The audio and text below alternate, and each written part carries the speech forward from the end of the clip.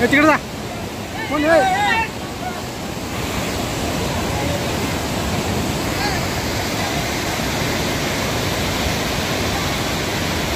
पहिली गोष्ट तर 10 जूनला कंत्राट दिल्यानंतर काम जरी सुरू झालं असतं तरी एवढ्या लवकर तर तो पूल झाला नसता। याच्यामध्ये जिल्हाधिकाऱ्यांनी हा जो पूल आहे हा धोकादायक आहे अशा प्रकारची घोषणा केली होती। गावकऱ्यांनीही तिथे पाटी लावली होती की हा पूल धोकादायक आहे। दुर्दैवाने पर्यटक त्या ठिकाणी आले, काही प्रमाणात अनेक वेळा अशा गोष्टींकडे फार लक्ष आपण देत नाही, म्हणजे कोणाची चूक नाही आहे त्याच्यामध्ये, पण किंवा इतका तो कमकुवत झाला असेल असं कदाचित त्यांच्या लक्षात आलं नसेल, तर पर्यटक त्या ठिकाणी गेले।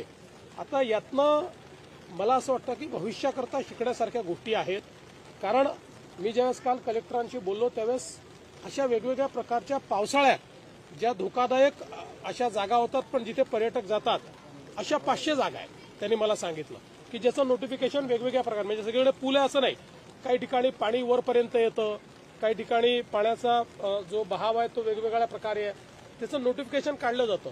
त्या ठिकाणी काही ठिकाणी पोलीस देखील ठेवले जातात, काही ठिकाणी गावकऱ्यांना देखील इन्व्हॉल्व केलं जातं।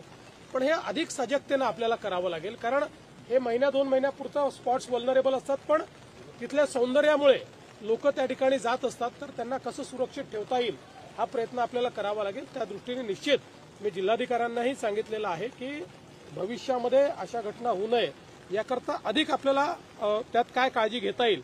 पण यात मला हे पुन्हा नमूद करायचं आहे की जिल्हाधिकाऱ्यांनी काल मला ज्यावेळेस याचं ब्रीफिंग केलं त्यावेळेस हा धोकादायक आहे याचं नोटिफिकेशन देखील निघालेलं आहे आणि तशा प्रकारे गावकऱ्यांनी देखील त्या ठिकाणी म्हणजे लोकांनी त्याचा वापर करू नये अशा प्रकारची विनंती केली होती।